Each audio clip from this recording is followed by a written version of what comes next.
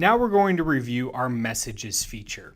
As you can see, I've already added the messages feature to my application. Again, if you need to add it, go ahead and click the add button here right at the top and search for messages. But the messages feature serves as the user's storehouse for received push notifications. It allows users to refer back to previous push notifications they may have missed at receiving time. Also, from within the feature, users can view plain text, template, or linked push notifications content. If you decide to enable the option, users can also subscribe to different message lists to receive push notifications tailored to their interest. Really, every application that you build should have this. This should be a standard feature across your entire build. This is really integral to not only your clients seeing the push notifications, but also knowing where your app updates are within the application. You can name the push notification feature whatever you want. I typically stick with messages or updates or new news or whatever it may be. I like my little feature icon of the envelope. Depending on how you set this application up, you may not even need a feature icon, so bear that in mind. Now, from the settings standpoint, we want to choose how the users will access the message center. There's an option for home screen shortcut or show shortcut only. So if you select home screen shortcut, that means that the little mailbox appears on your app home screen. Let's see if we can get it to appear. We'll hit save here. I'm going to go back to the home page.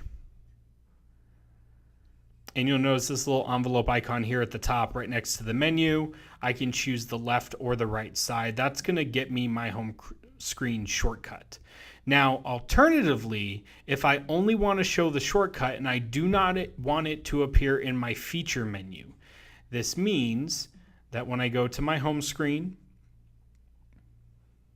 and I click my menu, the messages will not appear here. They will only appear on the home screen. So those are your two options in terms of how it's displayed. I have a lot of people who end up doing home screen shortcut, so that way it's on the home screen but also in the feature list. But I have a lot of people who also just show the shortcut only and they don't even put it in the messages or in the feature list, I should say. So I'm going to quick save to update, and now let's take a look at subscriptions. From here, you can add specific subscriptions that you want the clients to be able to receive updates for. So for my Tacolicious app, what I'm going to do is I'm going to add a subscription for Taco Tuesday. I'm going to add a subscription for Margarita Wednesday. And then I'm going to hit save. So now, when users go to the push notification section, I can say, hey, I do not want to see notifications for Margarita Wednesday. I only want to see notifications for Taco Tuesday. That's great. And now when you go to your push notifications